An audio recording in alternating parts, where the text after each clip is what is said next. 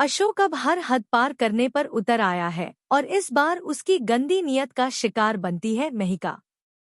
उधर कहानी की शुरुआत होती है एक इमोशनल मोमेंट से, जब जमीन पर गिरी हुई इशिता को रूही सहारा देकर उठाती तो है, लेकिन उसके चेहरे पर वो अपनापन नहीं होता जो पहले हुआ करता था।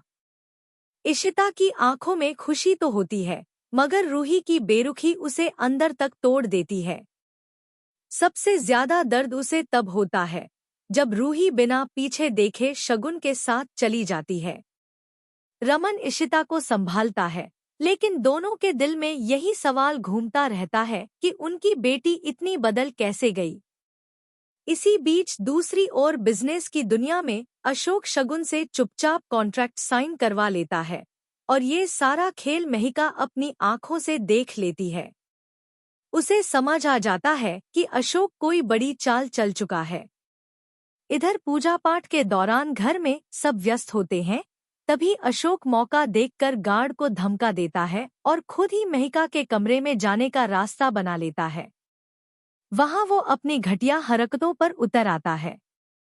महिका पूरी ताकत से उसका मुकाबला करती है, खुद को छुड़ाने की कोशिश करती है, मगर अशोक जबरदस्ती करता है। आखिरकार किसी तरह वह खुद को बचाकर वहां से भाग निकलती है। ठीक उसी वक्त इशिता, मिहिर और बाकी लोग घर पहुंचते हैं। कांपती हुई महिका सीधे इशिता से लिपट जाती है और रोते हुए पूरी सच्चाई बता देती है। तभी अशोक भी नीचे उतरता है और उसके चेहरे पर महिका की उंगलियों के निशान साफ दिख रहे होते हैं।